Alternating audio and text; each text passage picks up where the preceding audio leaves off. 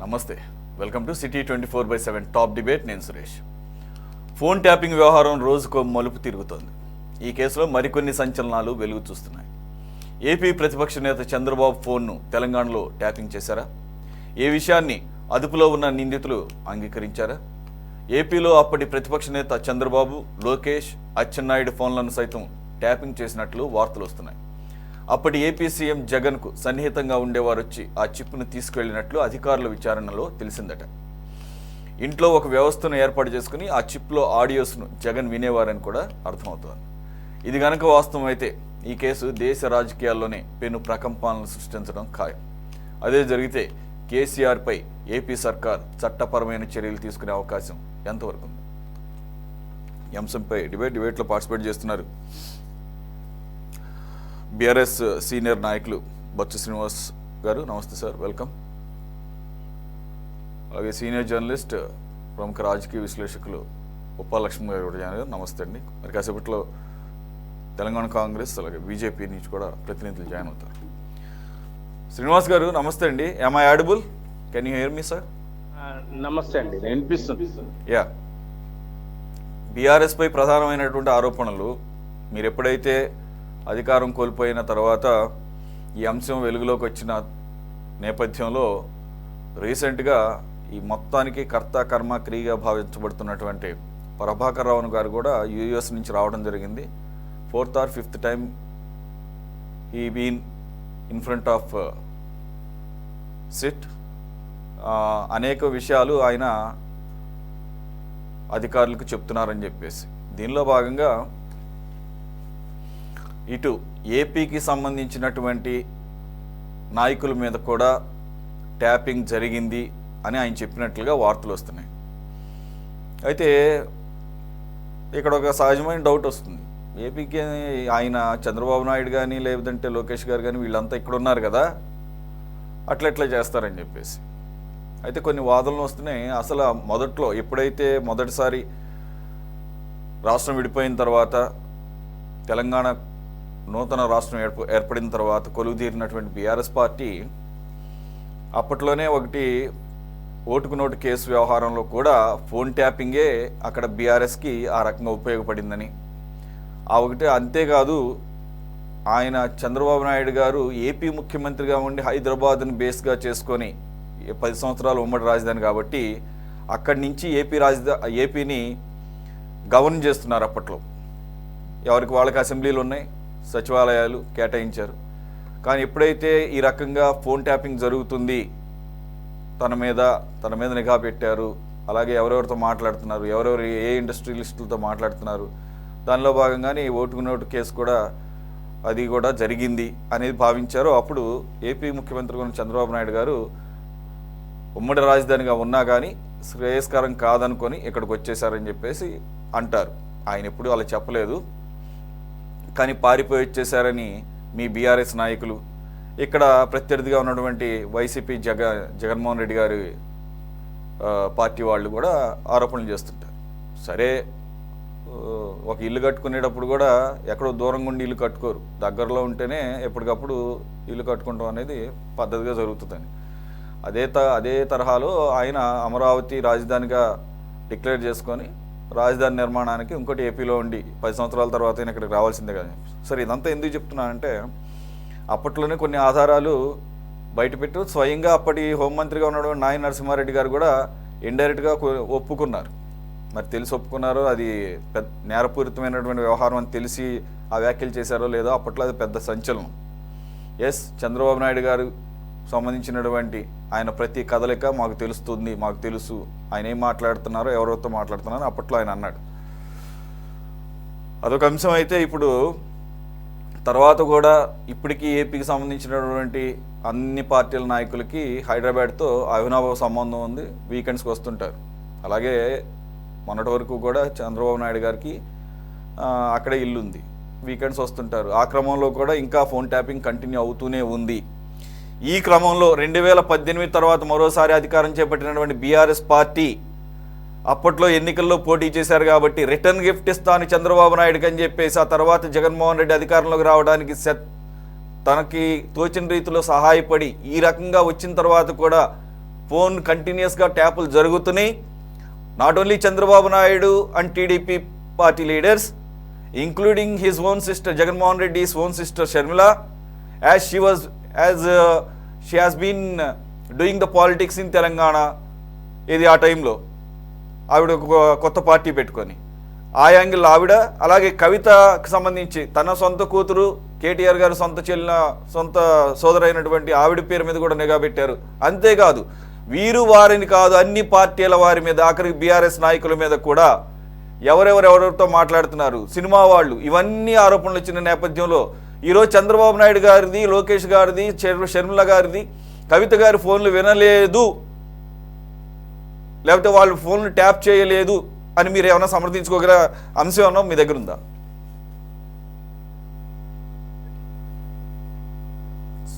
మొట్టమొదట 24/7 వీక్షకులకు, మీకు అక్కడ ఉన్నటువంటి లక్ష్మణ్ గారికి, ఇంకొక సోదరునికి, అందరికి కూడా నమస్తే. అయితే ఇవన్నీ కూడా రాజకీయాలలో ఏంటంటే అధికారం కోల్పోయిన తర్వాత అన్ని రకాల ఆరోపణలు వస్తాయి. దాన్ని మనము ఆరోపణలను ఎదుర్కోవాలి. ఆ ఆరోపణలలో మన ప్రమేయం లేదనో, లేకపోతే మనం వాటికి బాధ్యులం కాదనో, లేకపోతే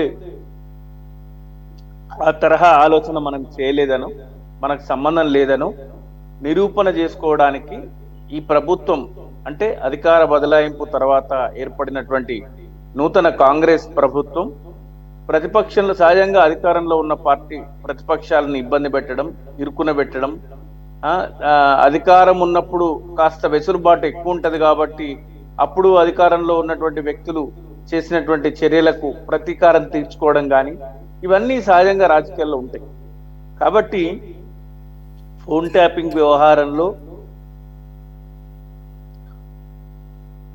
రోజుకొక కొత్త మలుపు, రోజుకొక కొత్త పేరు, రోజుకొక కొత్త వ్యక్తి పేరు, రోజుకొక వ్యక్తి పేరు మీరు అంటుండ్రు. ఇప్పుడు అందులో నేను చంద్రబాబు నాయుడు గారి పేరు తీసినా, లేకపోతే లోకేష్ గారి పేరు తీసినా, షర్మిల గారి పేరు తీసినా, కానీ చివరికి మీరు కవిత గారి పేరు కూడా అందులో ఉందన్నారు.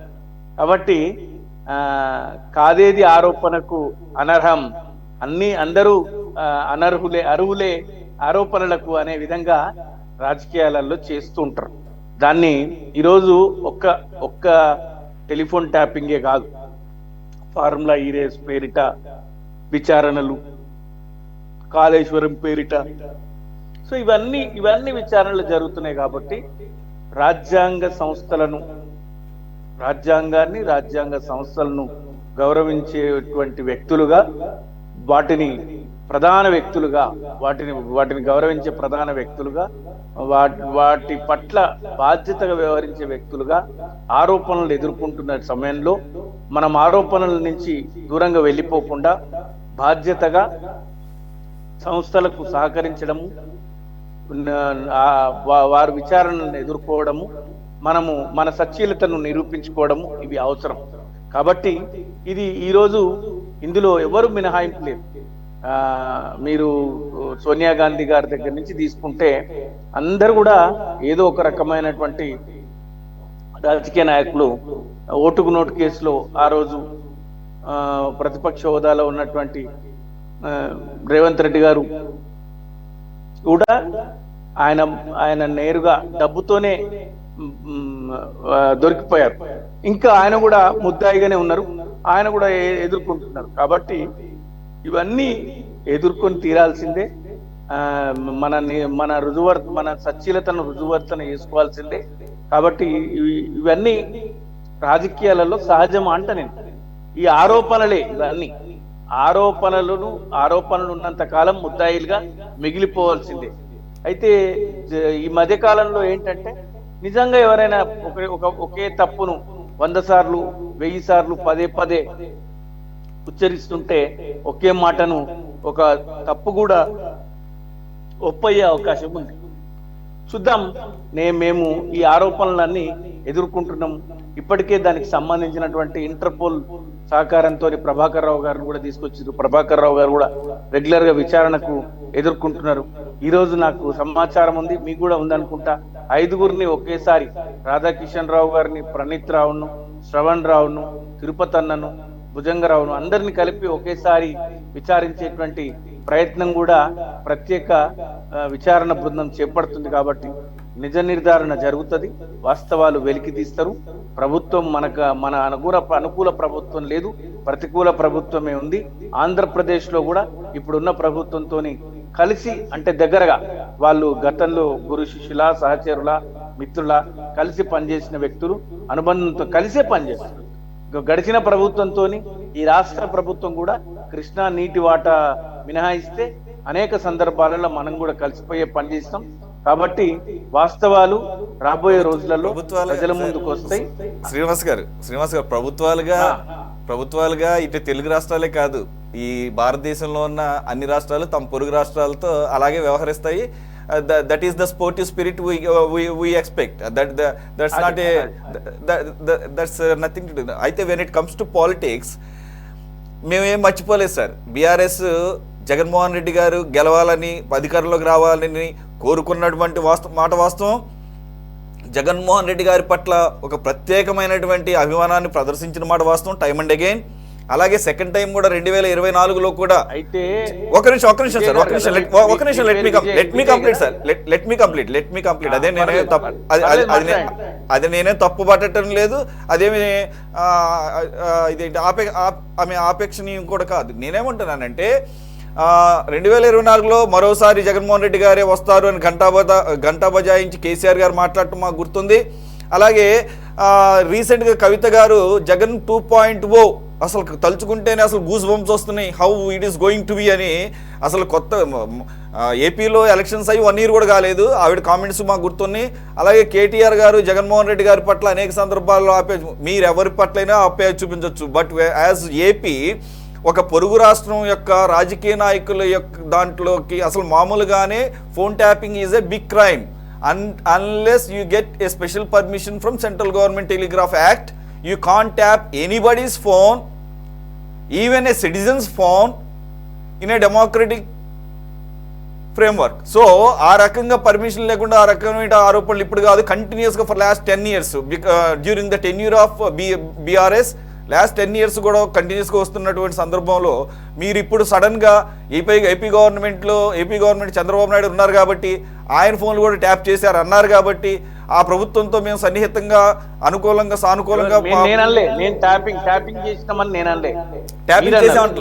ట్యాపింగ్ చేసామంటలేదు నేను అన్నారని అంటలా. నేనేమన్నానంటే వాళ్ళతో సఖ్యతగా ఉంటూ ఈ సమస్య మీద ఒక సానుకూలమైనటువంటి వాతావరణం వచ్చేటట్టు ఇవన్నీ ఆరోపణలు అండి, ఇవన్నీ ఆరోపణలే, ఇవన్నీ నడుస్తూనే ఉంటాయి.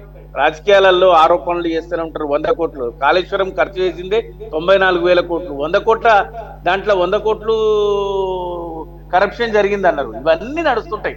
వీటి గురించి పెద్దగా ఇప్పుడు ఏ రోజు ఎంత మంచి జరిగినా కూడా దాంట్లో తప్పులు వెతికే ప్రయత్నం చేయడానికి ప్రతిపక్షం ఉంటది, ప్రభుత్వం తన పని తను చేసుకొని పోతా ఉంటది. వీటి గురించి పెద్దగా నేను వాటి గురించి ఆలోచించాల్సిన అవసరం లేదు. ప్రభుత్వాలు మారుతున్నప్పుడల్లా ఇవన్నీ జరుగుతూనే ఉంటాయి. ఇప్పుడు చంద్రబాబు నాయుడు గారు మొదటి 5 సంవత్సరాలు ఉన్నారు.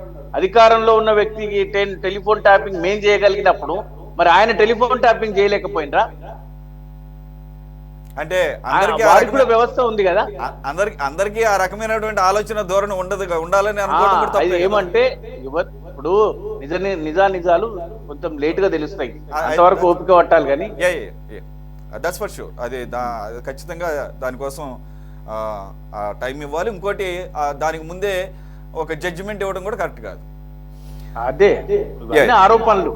ఎస్ ఓకే, మనతో జాయిన్ అయ్యారు TPCC spokesperson B Krishna Nayak గారు, హైకోర్టు అడ్వకేట్ గారు. నమస్తే సార్, వెల్కమ్. నమస్తే అండి. కృష్ణనాయక్ గారు, బీఆర్ఎస్ శ్రీనివాస్ గారు మాట్లాడింది విన్నారు.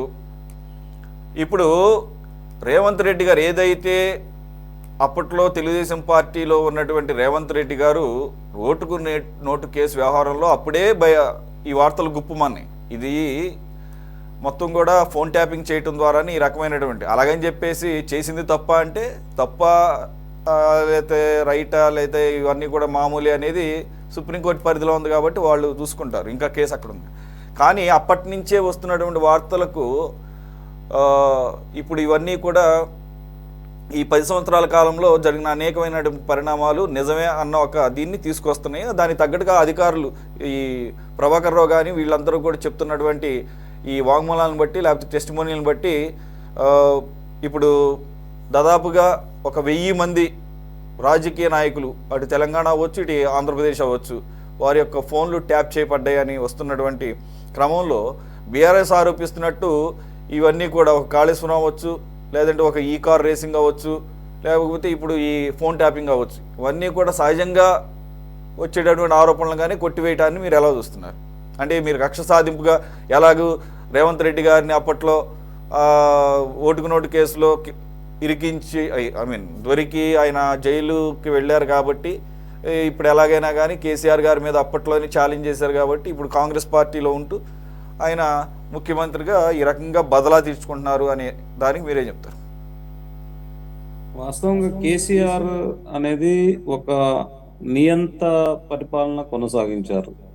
ఎలా అంటే మనం వాస్తవంగా ఇవన్నీ గమనించినట్టయితే అప్పటి నుంచి అంటే రేవంత్ రెడ్డి గారి కేసు కావచ్చు, చంద్రబాబు గారి ఫోన్ ట్యాపింగ్ కావచ్చు, అక్కడ ప్రభుత్వము టీడీపీ ఉంది ఏపీలో, ఇక్కడ టిఆర్ఎస్ ప్రభుత్వం ఉంది. ఈ రెండు ప్రభుత్వాలు అంటే పరిపాలన 10 సంవత్సరాలు మన తెలంగాణ నుంచి చేసుకోవచ్చు అని చెప్పి బైఫర్కేషన్లో చేసినటువంటి విధానాల ప్రకారం హైదరాబాద్ నుంచి పరిపాలన కొనసాగుతుంది. ఆ క్రమంలో ఇక్కడ ఫోన్ ట్యాపింగ్ చేశారు కాబట్టి అది తెలుసుకొని అక్కడి ప్రభుత్వము అప్పటికప్పుడు ఏపీకి మారటం జరిగిందనేది అది వాస్తవం, అది అందరికీ తెలిసిన విషయమే.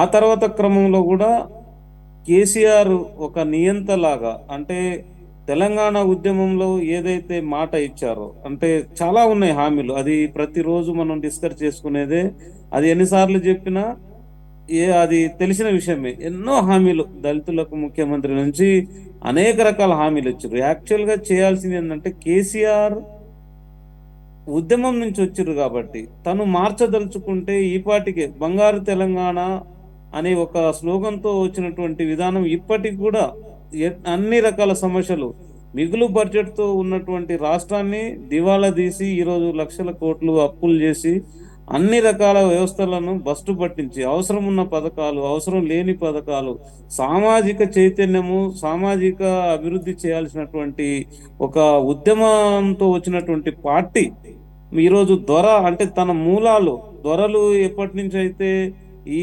రాష్ట్రంలో దొర పెత్తనాలు, దొరలు ఏ రకంగా భూములను కబ్జా చేసి అనేక రకాల ధరణితో పోల్చుకుంటే ప్రతి ఒక్కటి తన కనుసన్నల్లోనే ఎక్కడ ఆదాయం వచ్చినా ఎక్కడ వనరులున్నా కానీ తను దోచుకొని కుటుంబానికి అన్ని రకాలుగా దోచుకున్నటువంటి వ్యక్తి కేసీఆర్. ఈరోజు ఏ రకంగా చేసిరంటే తనకు అడ్డు రాకూడదు, అన్ని వ్యవస్థలను వాడుకున్నారు, తన కుటుంబానికి, తన అధికారానికి, తన పదవికి ఎవరు అడ్డు రావద్దని చెప్పి అన్ని వ్యవస్థలను వాడుకొని ఈరోజు మనం చూస్తే సినిమా హీరోయిన్ల ఫోన్లు ట్యాపింగ్ అని చెప్పి, కాంగ్రెస్ పార్టీ నాయకుల ట్యాపింగ్ అని చెప్పి, ఇదంతా ఎక్కడికి ఇప్పుడు వాస్తవం చెప్పాలంటే రేవంత్ రెడ్డి గారి కేసు అది కోర్టులో ఉన్నది తేలుతుంది, కానీ అది పటిష్టంగా పట్టుకోవడానికి కారణం కూడా అంటే అది అందరికీ తెలిసిన వీడియోలు బయటకు వచ్చిన వాస్తవాలను వాస్తవంగా మనం మాట్లాడుకోవాలి.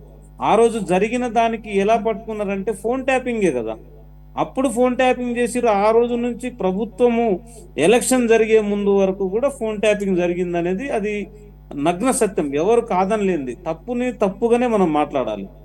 ఆ రకంగా ఈరోజు సుమారు 1000 మంది ఫోన్ ట్యాపింగ్లు ఏందండి, ఏ వ్యవస్థలో ఉన్నాం మనం? ఒకళ్ళ వ్యక్తిగత విషయాలను ఇలా ట్యాపింగ్ చేసి తెలుసుకోవడం ఎంతవరకు అది సమంజసం? కేసీఆర్ తన అధికారం కోసము, స్వార్థం కోసము రాష్ట్రానికి అన్ని రకాలుగా దివాలా తీయటమే కాకుండా, అప్పులు చేయటమే కాకుండా, తన కుటుంబం లక్షల కోట్లు సంపాదించడానికి, తన అధికారానికి ఎవరు అడ్డు రావద్దు, నిరంతరం తనే అధికారంలో ఉండాలని చెప్పి ఫోన్ ట్యాపింగ్ చేసి ఈరోజు అనేక మంది యొక్క వ్యక్తిగత డేటాను, వ్యక్తిగత విషయాలను తను మరి ట్యాపింగ్ ద్వారా తెలుసుకొని తెలంగాణ రాష్ట్రానికి మరి అనేక రకాల వ్యక్తుల యొక్క పర్సనల్ డేటాను తీసుకొని ఖచ్చితంగా అది నేరము రుజువు అవుతుంది. కోర్టులో ఎంతవరకు రుజువు అవుతుంది, ఏం జరుగుతుంది అనేది అది కోర్టులు తెలుస్తాయి. కానీ ఈ రకంగా చేయటం అనేది చాలా హేయమైన చర్యగా నేను భావిస్తున్నాను. Okay sir. లక్ష్మణ్ గారు, ఇప్పుడు తెలంగాణ ఫోన్ ట్యాపింగ్ వ్యవహారం ఇప్పుడు ఏపీకి చుట్టుకుంది. ఇప్పుడు మరో కొత్త అనుమానాలు కూడా రేకెత్తుతున్నాయి అంటున్నారు. ఇప్పుడు అసలు ఈ గత 5 సంవత్సరాలు వైసీపీ కాలంలో ఆల్రెడీ వైసీపీకి లేదంటే జగన్మోహన్ రెడ్డి గారికి ఎక్కువ మంది హైదరాబాద్లో వెళ్తూ వస్తుంటారు కాబట్టి, అలాగే గతంలో షర్మిల గారు తెలంగాణలో రాజకీయాల్లో అడుగుపెట్టినప్పుడు దగ్గర నుంచి జగన్మోహన్ రెడ్డి గారితో ఉన్నటువంటి సన్నిహిత సంబంధాల దృష్ట్యా వాళ్ళకి సంబంధించిన డేటా కూడా ఇక్కడ జగన్మోహన్ రెడ్డికి చేరవేశారు అన్న నేపథ్యంలో ఇది జగన్మోహన్ రెడ్డి గారి ప్రభుత్వం హయాంలో జరిగిన అనేకమైన కుంభకోణాలు, కేసులు మనం మాట్లాడుకుంటూనే ఉన్నాం. ఇప్పుడు మనం కొత్తగా రాబోయే రోజుల్లో ఏపీలో కూడా ఫోన్ ట్యాపింగ్ వ్యవహారం మీద మళ్ళీ కేసులు ఫైల్ అయ్యే అవకాశం ఉందా? ఆ రకమైనటువంటి వాతావరణాన్ని కనపడుతుందా, లేదంటే ఇది తెలంగాణ వరకే పరిమితం అయ్యే అవకాశం ఉందా సార్? తెలంగాణ వరకే పరిమితం అయ్యే అవకాశాలు ఉంటాయి. ఎందుకంటే అది ఉమ్మడి రాష్ట్రంలో జరిగిన సంఘటన. ఉమ్మడి రాష్ట్రంలో కేసు నమోదైంది. ఉమ్మడి రాష్ట్రంలో అప్పుడంతా హైదరాబాద్లోనే ఉన్నారు కాబట్టి లిమిట్స్ అనేది తీసుకున్నప్పుడు ఏపీ స్టేట్ కింద వస్తుంది. ఇప్పుడు మళ్ళీ కొత్తగా కేసులు పెట్టాల్సినట్టు అవసరం లేదని అనుకుంటున్నాను. మరి ఈ కేసులో సాక్ష్యాధారాలు అంటే మా ఫోన్లు ట్యాప్ చేశారు, మా ఫోన్లు ట్యాప్ చేశారు అనేటువంటి రాజకీయ నాయకులందరూ కూడా వెళ్ళి స్టేట్మెంట్లు ఇస్తున్నారు. రేపు బీజేపీ నాయకుడు ఈటెలో కూడా ఇవ్వబోతున్నాడు. సరే, అప్పుడు ఆయన బీఆర్ఎస్ పార్టీలో నుంచి రావడం అనేది జరిగింది. ఏది ఏమైనప్పటికీ కూడా ఫోన్ ట్యాపింగ్ మామూలుగా అయితే చట్ట ప్రకారం కేంద్ర హోంశాఖ అనుమతి తీసుకొని విద్రోహ శక్తుల మీద ఫోన్ ట్యాపింగ్ చేస్తారు. అలాగే రాష్ట్ర ప్రభుత్వాలు కూడా ఎవరైనా దోపిడీ దొంగలు పట్టుకోవడానికో, లేకపోతే కనుక ఎవరైనా మిస్ అయిపోతే వాళ్ళని ఐడెంటిఫై చేయడానికో, ఇప్పుడు ఈ టెక్నాలజీ వచ్చిన తర్వాత మొబైల్ ఫోన్ ఎక్కడ ఉంది అని ట్రేస్ చేయడం, అది ఏ ఇంట్లో ఉందో కూడా ట్రేస్ చేయడం, ఒకవేళ స్విచ్ ఆఫ్ చేసినా కూడా ట్రేస్ అవుతుంది ఆ ఫోన్ ఎక్కడ ఉంది, ఎవరింట్లో ఉంది.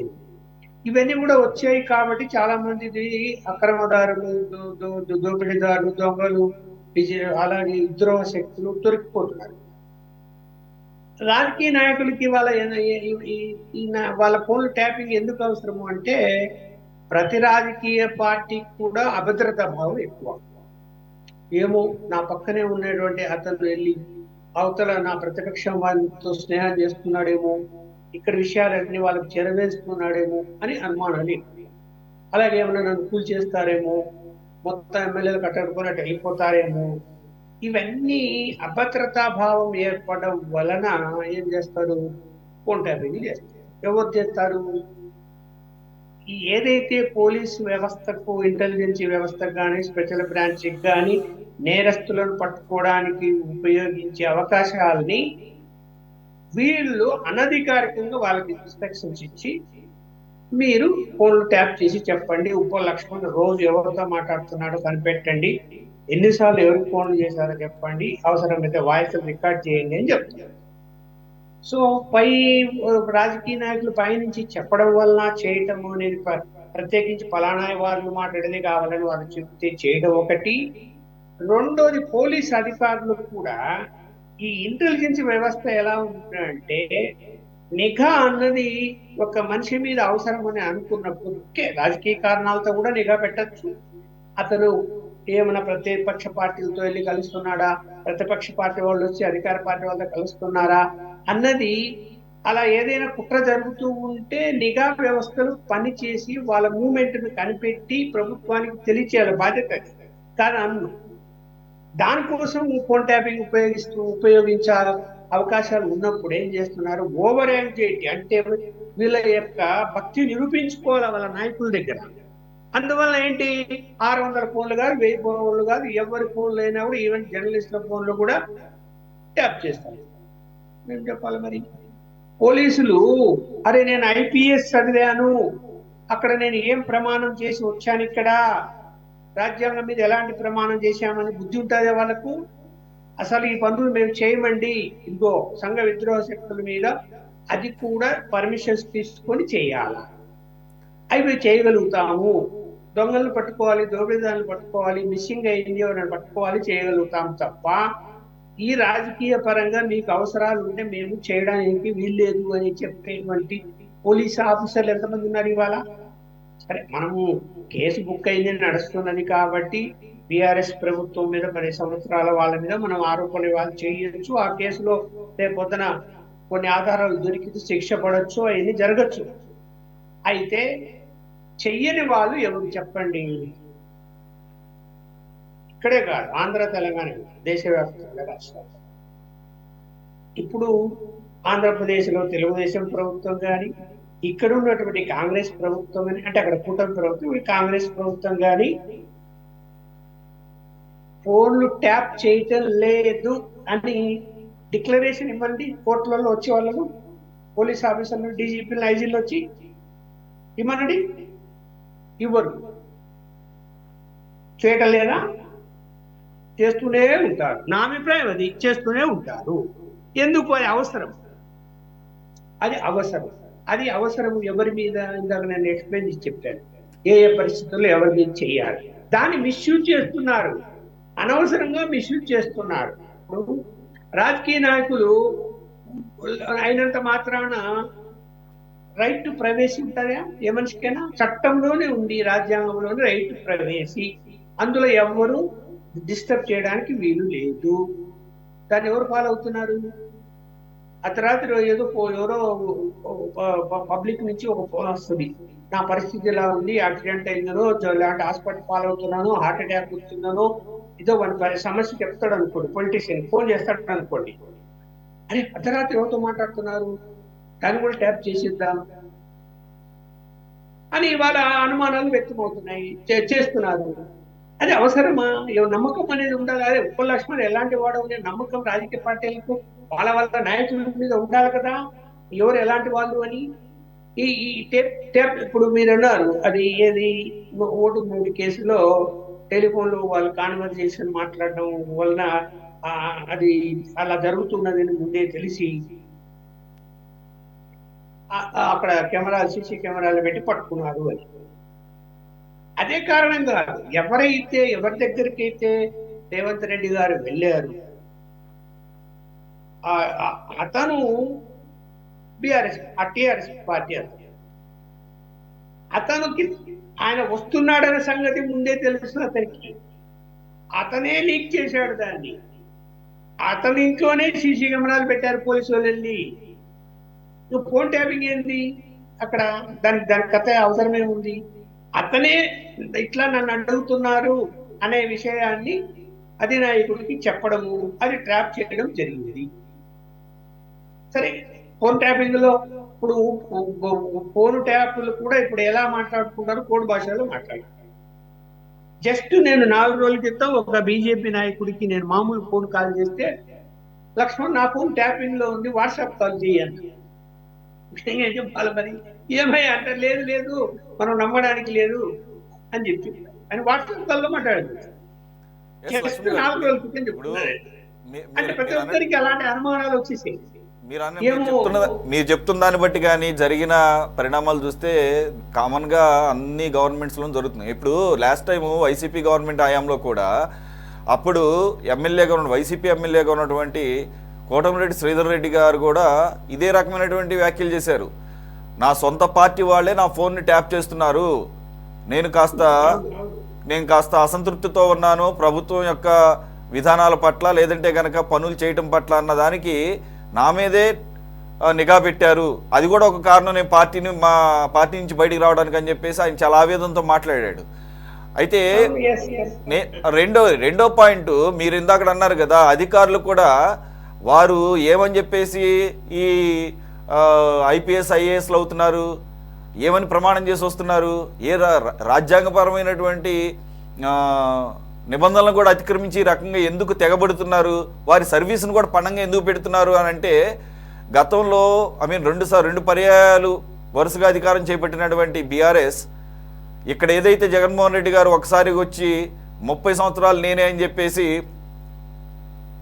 ఆ రకమైనటువంటి వ్యాఖ్యలు చేయటం ద్వారా అక్కడ కూడా ఏమన్నా అధికారులు ఆ ట్రాప్లో పడ్డారా? ఇక బీఆర్ఎస్ఏ అధికారం కొన్ని దశాబ్దాల పాటు అని చెప్పేసి అందు గురించే అంత సాహసానికి ఒడిగట్టారంటే ఏమంటారు సార్? అవకాశం ఉందా? అయినా కూడా చేయకూడదు అనుకోండి. సాహసం అనేది ఏం లేదు ఇక్కడ. వాళ్ళు పై వాళ్ళకి కొత్తాసు పలకాలి, అత్యుత్సాహం చూపించాలి. ఈ మామూలుగా ప్రాక్టికల్ గా నిఘా పెట్టి అతని యొక్క యాక్టివిటీని కనిపెట్టి, ఓహో ఈయన ఫలానా ఆయన కాంగ్రెస్ పార్టీ నుంచి కాదు వెళ్ళిపోతున్నాడు, బీఆర్ఎస్ పార్టీకి లేదా బీజేపీకి వెళ్ళిపోతున్నాడు అని సమాచారాన్ని సేకరించి ఇవ్వగలిగితే ఆయన పిలిపించుకొని నచ్చజెప్పుకొని పార్టీలో ఉంచుకునే అవకాశం ఉంటుంది.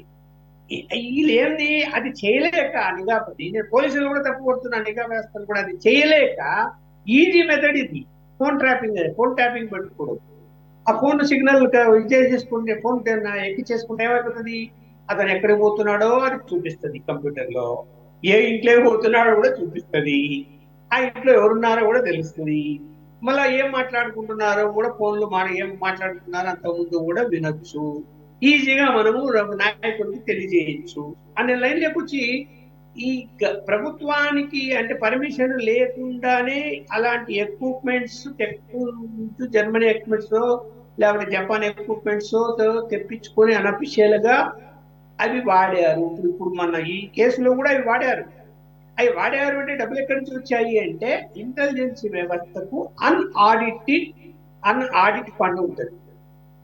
నక్సల్ స్క్వాడ్ కానీ నక్సల్ స్క్వాడ్ ఏదైతే పోలీస్ స్క్వాడ్ ఉంటుందో వాళ్ళకి కానీ ఇంటెలిజెన్సీ కానీ ఇద్దరికే అన్ఆడిట్ అమౌంట్ వాళ్ళ దగ్గర ఉంటుంది. లక్షల కోట్లు ఉంటాయి. వాళ్ళు ఇదిగో ఎవరికో పలానైనా మాకు ఇన్ఫార్మర్ గా ఉంటూ ఆయన మాకు సమాచారం ఇచ్చాడు కాబట్టి వానికి ఒక 40 లక్షలు ఇచ్చామని చెప్పి రాసుకొని ఆ 40 లక్షలకు మిషన్ తెచ్చుకొని అక్కడ పెట్టారు. అది ఆడిట్ జరగదు. అది ఊరికే ఆఫీసర్ పై ఆఫీసర్ కు ఇన్ఫర్మేషన్ ఇవ్వడానికి ఇలా చేసాము అని. అదేం ఆడిట్ చేయరు, ఏ ఆడిటర్ దగ్గరికి పోదు. అందువల్ల ఏంటి ఇక్కడ ఎటు తిప్పి నేనేమంటున్నానంటే ఒక ఐపీఎస్ ఆఫీసరు సీఎం పిలిచి ఫలానా విషయంలో నువ్వు నిఘా పెట్టి అతను మీద అవసరమైతే కేసులు పెట్టి చర్యలు తీసుకోవాలా అని చెబితే దండం పెట్టి సార్ నేను అలాంటివి చేయలేను, నన్ను కాకుంటే వేరే పోస్టులో పంపేయండి, లేదంటే సెలవు పెట్టి ఇట్లా కూర్చుంటా అని చెప్పారు ఒక ముఖ్యమంత్రికి. అంటే పేరు చెప్పదలుచుకోలేదు ఎవరని కూడా అవసరం లేదు. అలాంటి ఆఫీసర్లు ఉన్నారా? ఇది నేను చెప్పింది 20 సంవత్సరాల క్రితం. రాను ఏమైపోయిందంటే అవినీతికి అలవాటు పడుతున్నారు ఆఫీసర్లు, కోట్లు సంపాదించుకుంటున్నారు రాజకీయ నాయకుల అండతో.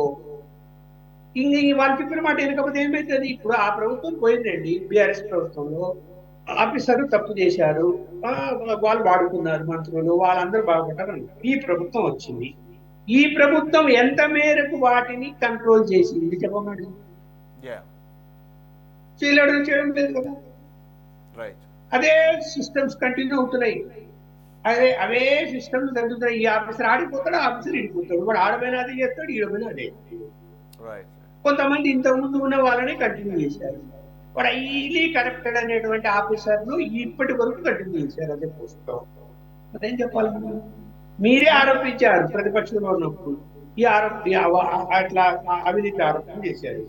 మరి మీరు అధికారంలో వచ్చినాక వాళ్ళ వీధి పడలేదా?